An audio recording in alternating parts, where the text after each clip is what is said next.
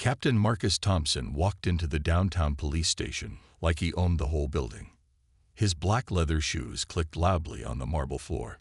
Every officer who saw him either nodded with respect or quickly looked away. Marcus liked it that way. He enjoyed the power and fear in their eyes. Marcus was 42 years old and had been a police officer for 15 years. He started as a regular patrol officer, just like everyone else. But Marcus was different. He was smart and knew how to make the right people like him. He brought coffee to his bosses. He volunteered for extra work. He always said the right things at the right time. After 5 years, Marcus became a sergeant. After 10 years, he became a lieutenant. Now he was Captain Thompson, one of the youngest captains in the city. Everyone said he was going places. The newspapers wrote good stories about him. The mayor knew his name. Even the governor had shaken his hand once. Marcus loved his office on the second floor. It had big windows that looked out over the busy street. His desk was made of expensive wood. Behind his chair hung his awards and certificates. There were pictures of him with important people on the walls. Everything in the room showed how successful he was. But Marcus had secrets, dark secrets that nobody knew about. Every morning, Marcus put on his perfect uniform. He polished his badge until it shined like gold. He combed his dark hair back perfectly. He practiced his smile in the mirror. Marcus knew that looking good was important. People trusted officers who looked professional. The other officers in the station respected Captain Thompson, but they also feared him. He had a way of making people's lives difficult if they crossed him. Officer Jenkins learned this the hard way when he questioned one of Marcus's reports. The next week, Jenkins was transferred to the worst neighborhood in the city. Officer Williams made the mistake of refusing to change his testimony in a court case. Soon after, Williams found himself working every weekend and holiday. Marcus was careful about his reputation. He never got his hands dirty with the small stuff. He let other officers do the dangerous work while he stayed in his office making phone calls. He knew judges, lawyers, and politicians. When Marcus called someone, they answered. When he asked for favors, people said yes. The younger officers looked up to Captain Thompson. They saw his nice office, his expensive watch, and his new car in the parking lot. They wanted to be like him. They thought hard work and following rules would get them promoted like Marcus. They had no idea what Marcus really did to get where he was. Marcus had learned something important during his 15 years as a cop. He learned that being a police officer gave him power over regular people. He could make their lives good or bad with just a few words in a report. He could help someone or destroy them. This power excited Marcus more than anything else. At home, Marcus lived in a big house in the best part of town. His neighbors were doctors, lawyers, and businessmen. They invited him to their parties and treated him like a celebrity. Marcus loved being the important police captain who kept their neighborhood safe.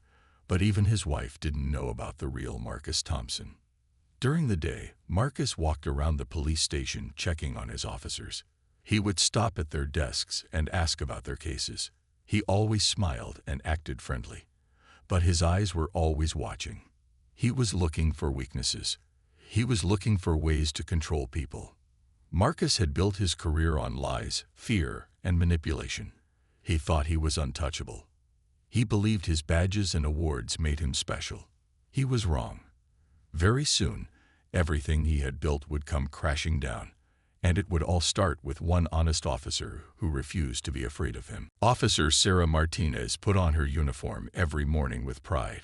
She had dreamed of being a police officer since she was a little girl. Her father was a construction worker, and her mother cleaned houses. They worked hard to give Sarah a better life. When Sarah graduated from the police academy 3 years ago, it was the happiest day of her family's life. Sarah was 28 years old with long black hair that she always tied back in a neat ponytail. She had kind brown eyes that made people feel safe when they talked to her. Sarah was not the tallest or strongest officer in the station, but she made up for it with heart and determination. Unlike Captain Thompson, Sarah didn't care about having a fancy office or expensive things. She lived in a small apartment near the police station. Her car was old but clean. She saved most of her money to help her parents pay their bills. Sarah believed that being a police officer meant helping people, not getting rich or famous. Every day, Sarah volunteered to work the hardest shifts. She took the night patrols that other officers tried to avoid. She answered calls in the dangerous neighborhoods where nobody else wanted to go. When there was a domestic violence call or a break-in, Sarah was always ready to help. She never complained about working weekends or holidays. The people in Sarah's patrol area knew her well. Mrs. Chen, an elderly woman who lived alone, always waved when Sarah drove by. Sarah would stop and check on Mrs. Chen every few days. She helped carry groceries and made sure the old woman was safe. The teenagers hanging around the corner store respected Sarah because she treated them fairly. She didn't assume they were troublemakers just because they were young. Sarah's fellow officers liked her too. She was always willing to help with paperwork or cover an extra shift when someone was sick. She brought homemade cookies to work and shared them with everyone. During lunch breaks, Sarah listened to other officers talk about their problems. She gave good advice and never gossiped about what people told her. But Sarah noticed something strange about the police station. Some officers seemed afraid to talk when Captain Thompson was around. They would stop their conversations and act nervous. When Sarah asked questions about certain cases or procedures, some officers would look uncomfortable and change the subject quickly. Officer Mike Rodriguez, who had been working at the station for 8 years, tried to warn Sarah one day. They were eating lunch together when Mike looked around carefully and spoke in a quiet voice. "Sarah, you're a good officer," Mike said, "but you need to be careful around Captain Thompson. Don't ask too many questions about his cases. Don't disagree with him in meetings. Just do your job and stay out of his way." Sarah was confused. Why? What's wrong with asking questions? We're supposed to follow procedures and make sure everything is done correctly. Mike shook his head. "Trust me, Sarah. I've seen what happens to officers who cross Captain Thompson. They get transferred to terrible assignments or worse. Just be smart and keep your head down." Sarah didn't understand why Mike seemed so scared. She believed that all police officers should follow the same rules. It didn't matter if you were a captain or a regular officer. The law was the law. Rules were rules. Right was right and wrong was wrong. This way of thinking would soon get Sarah into serious trouble. She had no idea that Captain Thompson was watching her. He had noticed that Sarah was different from the other officers. She asked too many questions. She followed rules too carefully. She wasn't afraid of authority like the others. Captain Thompson saw Sarah as a potential problem. He knew that honest officers like Sarah could be dangerous to men like him. They didn't understand how the real world worked. They believed in justice and fairness. These beliefs made them unpredictable and difficult to control. Sarah continued doing her job the only way she knew how, with honesty and integrity.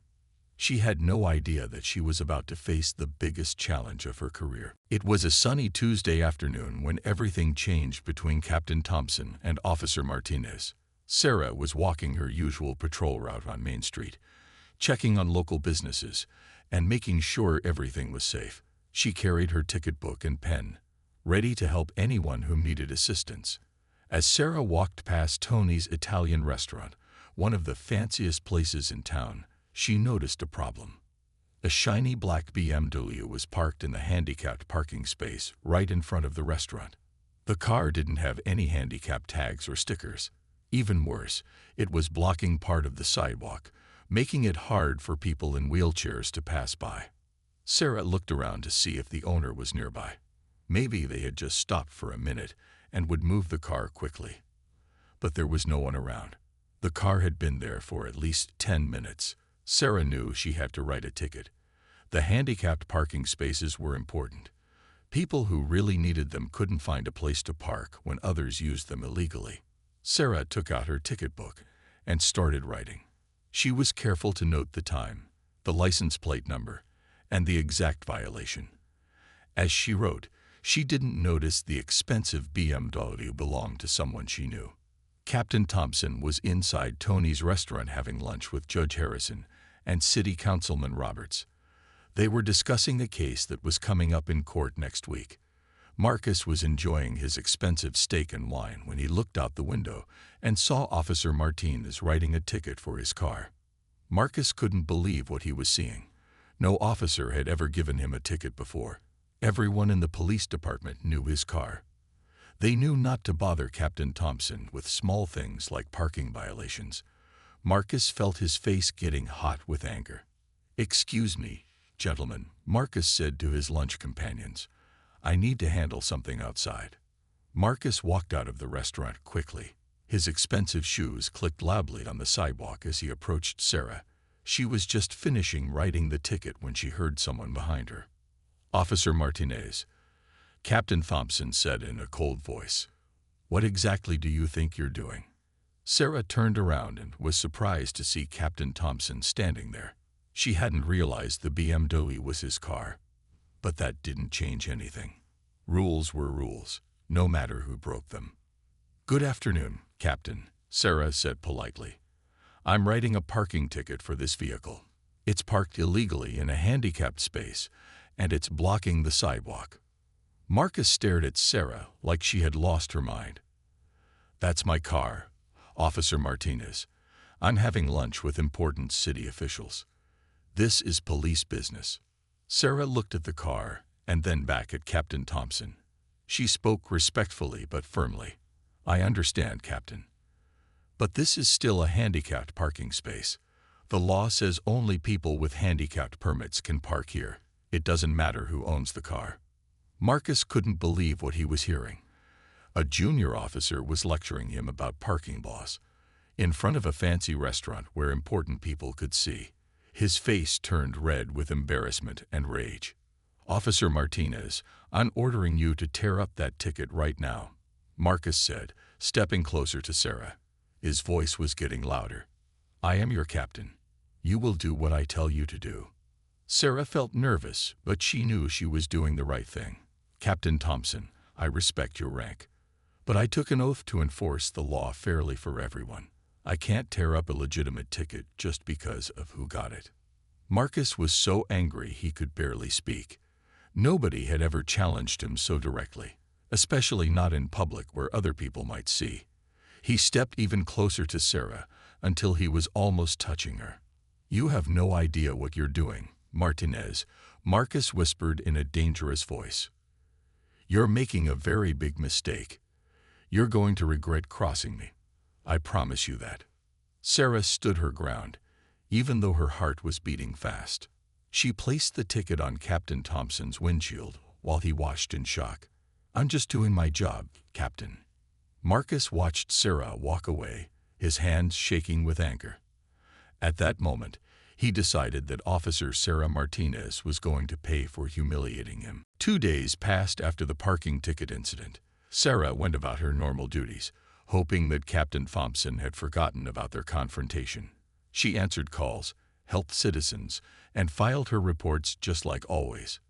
But she noticed that Captain Thompson looked at her strangely whenever their paths crossed in the station. On Thursday morning, Sarah was finishing her night shift paperwork when Officer Rodriguez approached her desk. His face looked worried, and he spoke in a quiet voice. "Sarah, Captain Thompson wants to see you in his office right now," Mike said. "He looked really serious when he asked for you." Sarah felt her stomach tighten, but she tried to stay calm. Maybe the captain wanted to discuss a case or give her a new assignment. She walked up the stairs to the second floor and knocked on Captain Thompson's office door. "Come in," Marcus called from inside. Sarah opened the door and stepped into the office. Captain Thompson was sitting behind his big wooden desk with several papers spread out in front of him. His face was cold and serious. He didn't ask Sarah to sit down. "Officer Martinez," Marcus said slowly, "we have a very serious problem that involves you." Sarah felt confused. "What kind of problem, Captain?" Marcus picked up one of the papers from his desk and held it up. "This is a security report from Tuesday night. It shows that someone entered the evidence locker room at exactly midnight. That someone was you." Sarah's eyes went wide with shock. "Captain, that's impossible. I wasn't anywhere near the evidence room on Tuesday night. I was responding to a domestic violence call on Elm Street at that time." Marcus ignored what Sarah said and continued talking. "The security cameras clearly show an officer in uniform entering the evidence room. The person was your height and had your build. The key card used to enter the room was assigned to you." "But Captain, I never went to the evidence room," Sarah said, her voice getting louder with panic. "I was across town handling Mrs. Patterson's call about her husband hitting her. I have radio logs that prove it. My body camera recorded everything." Marcus stood up from his chair and walked around his desk. He stopped right in front of Sarah and looked down at her with cold eyes. "Officer Martinez, $50 is missing from the evidence locker. Money that was taken from a drug dealer during an arrest last week. The money disappeared on Tuesday night at the exact time you were seen entering the room." Sarah felt like the world was spinning around her. She couldn't believe what she was hearing. "Captain, I would never steal anything. You can check my record. I've never even had a complaint filed against me." "Your record doesn't matter now," Marcus said with a cruel smile. "What matters is that you were caught on camera stealing money from the evidence locker. This is a serious crime, Officer Martinez. Police officers who steal evidence can go to prison for years." Sarah's hands started shaking. "Captain, please listen to me. I can prove I wasn't there. The dispatch records will show I was handling the domestic violence call. Mrs. Patterson can tell you I was at her house. My partner, Officer Johnson, was with me the whole time." Marcus walked back to his desk and picked up his phone. "I don't want to hear any more lies, Martinez. I'm calling for backup officers to come up here right now. You're under arrest for theft of evidence." Sarah felt her legs getting weak. "Captain, you're making a terrible mistake. I didn't steal anything. Why would I risk my career for $50? This doesn't make any sense." "It makes perfect sense to me," Marcus said as he dialed the phone. "You thought you were smart enough to get away with it. You thought nobody would notice the missing money. But I notice everything that happens in my station." As Captain Thompson spoke on the phone, Sarah's mind raced. She knew she was innocent, but somehow the captain had evidence that made her look guilty. The security footage he mentioned was impossible because she was never in the evidence room. Someone had set her up, but who would do such a thing? Then Sarah remembered Captain Thompson's angry words from 2 days ago. He had promised that she would regret crossing him. Now she understood. This was his revenge for the parking ticket. He was destroying her career because she had embarrassed him in public. "Officers Wilson and Garcia are on their way up," Marcus said after hanging up the phone. "Officer Martinez, you have the right to remain silent. Anything you say can and will be used against you in court." Sarah listened in horror as Captain Thompson read her the Miranda rights.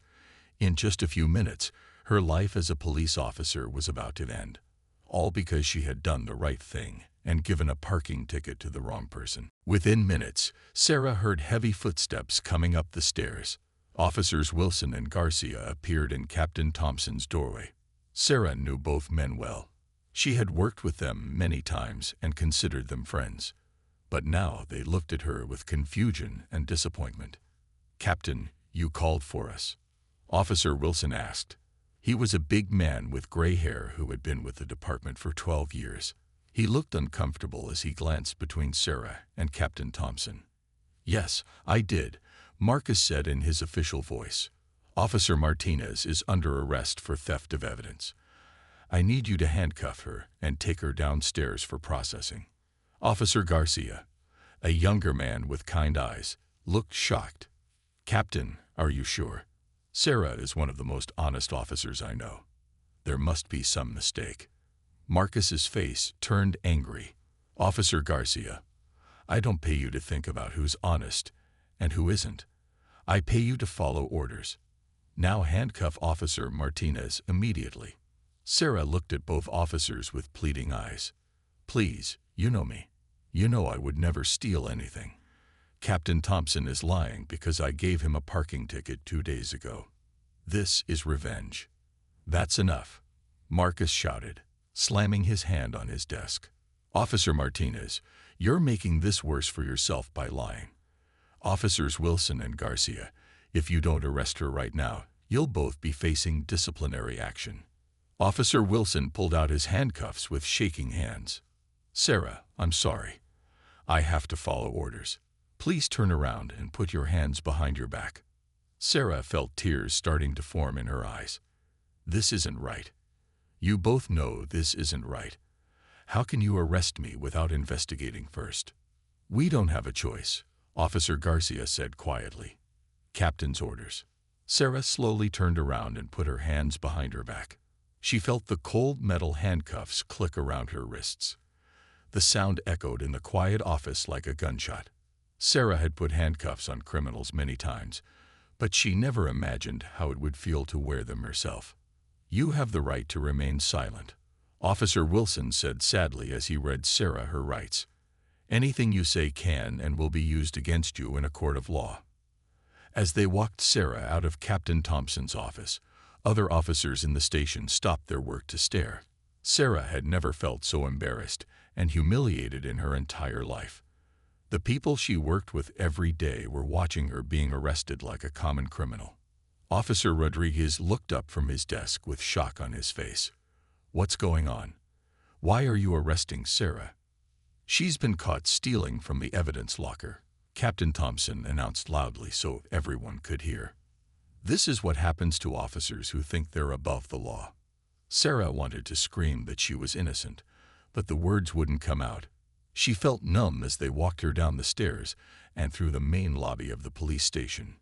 More officers stopped their conversations to watch. Some looked surprised, others looked disappointed, and a few whispered to each other. At the booking desk, Sarah was forced to empty her pockets.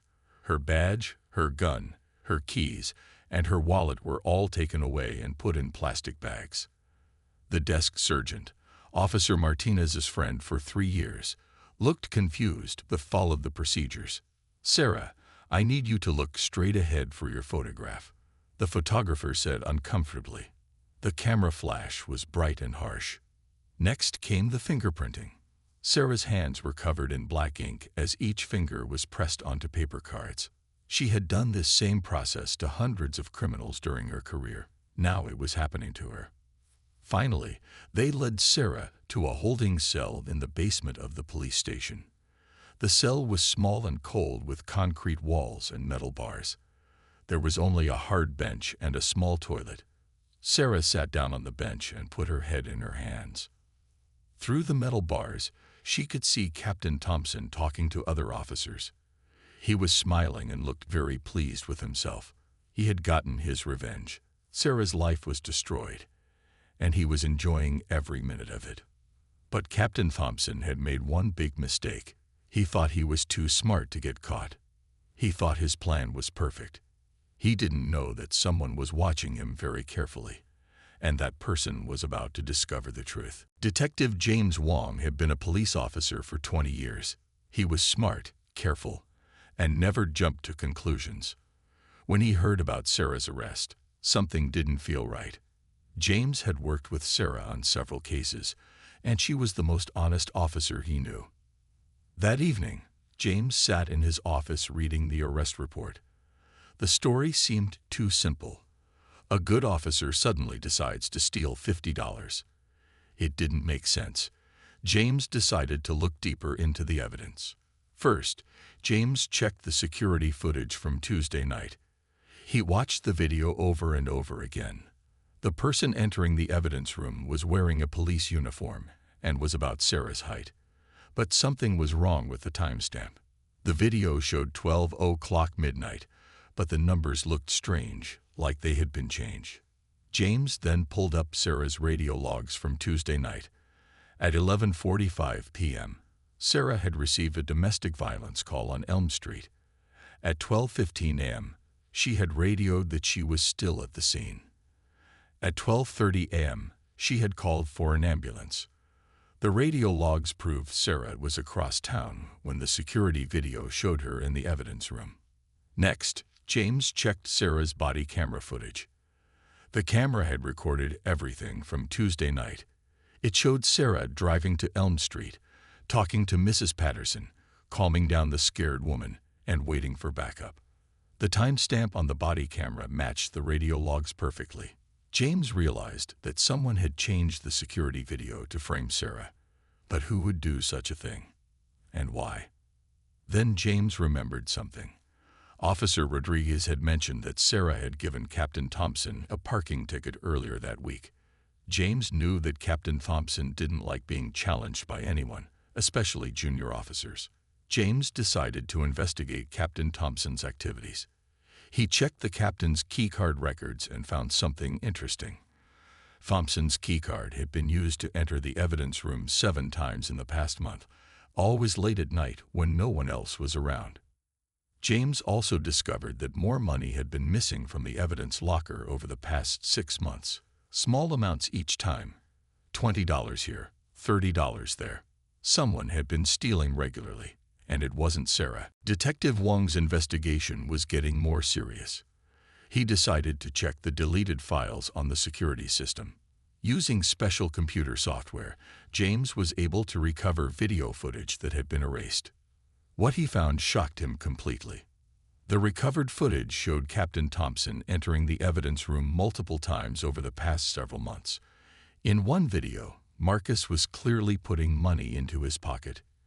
In another video, he was taking small bags of drugs from the evidence shelves. James also found footage from the night Sarah was supposed to have stolen the money.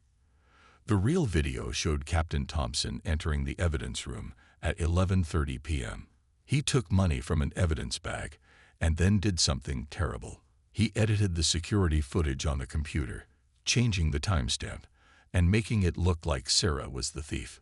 James discovered that Captain Thompson had been running a criminal operation from inside the police station. He was stealing money and drugs from evidence and selling them to criminals on the street. Thompson had been using his position as captain to cover up his crimes and blame other officers when things went wrong. The evidence was overwhelming. James had video footage, computer records, and financial documents that proved Captain Thompson's guilt. Sarah had been set up because she had embarrassed Thompson with the parking ticket. The captain wanted revenge, so he destroyed her career to protect himself. James immediately took all the evidence to Internal Affairs. The investigators were shocked by what they saw. They had trusted Captain Thompson completely and never suspected he was a criminal. Internal Affairs moved quickly once they saw Detective Wong's evidence. Early Friday morning, a team of investigators went to Captain Thompson's house to arrest him. Marcus was eating breakfast with his wife and 2 children when the doorbell rang.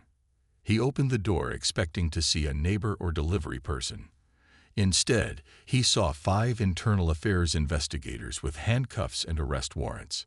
"Marcus Thompson, you're under arrest for theft, corruption, evidence tampering, and falsely accusing a fellow officer," the lead investigator announced. Marcus's face turned white with shock. "There must be some mistake. I'm Captain Thompson. I've served this department faithfully for 15 years. We have video evidence of you stealing from the evidence locker," the investigator replied. "We also have proof that you framed Officer Martinez. Put your hands behind your back." Marcus's wife and children watched in horror as their husband and father was handcuffed and led away. The neighbors came out of their houses to see what was happening. News reporters arrived within an hour to film the fallen captain being taken to jail. Meanwhile, Sarah was immediately released from her holding cell. The police chief personally apologized to her and gave her badge and gun back. All charges against Sarah were dropped, and she was told she could return to work immediately. Sarah felt relieved but also angry. She had spent 2 days in jail for a crime she didn't commit. Her reputation had been damaged, and she had suffered because of one man's need for revenge. Captain Thompson was taken to the same jail where he had sent many criminals during his career. The other inmates quickly learned that he was a dirty cop, which made his life very difficult and dangerous. 6 months later, Sarah's life had changed completely for the better. She had been promoted to detective because of her courage and honesty during the investigation. The police chief used Sarah's story as an example of what a good police officer should be. Sarah's new office was on the same floor where Captain Thompson used to work. She helped investigate corruption cases and made sure that bad officers were caught and punished. Sarah had learned that standing up for what's right isn't always easy, but it's always worth it. Meanwhile, Marcus Thompson was serving a 20-year prison sentence. The judge had been especially harsh because Thompson had betrayed the public trust. Marcus lost his job, his pension, his house, and his family. His wife divorced him and moved to another state with their children. His former friends and colleagues treated him like a stranger. In prison, Marcus had plenty of time to think about his choices. He realized that his need for power and money had destroyed everything good in his life. The $50 he had stolen wasn't worth losing his freedom, his family, and his reputation. The other prisoners made Marcus's life miserable because they knew he was a corrupt cop. He had to stay in his cell most of the time for his own protection. Marcus had gone from being the powerful captain who controlled other people's lives to being a scared prisoner who couldn't even control his own safety. Sarah sometimes thought about Captain Thompson and felt sorry for him, not because he was innocent, but because he had thrown away a good life for such stupid reasons. She had learned that karma is real, and that people who hurt others eventually face consequences for their actions. The police department used Sarah's story to train new officers about the importance of honesty and integrity. They wanted to make sure that no one would ever again be able to abuse their power the way Marcus Thompson had.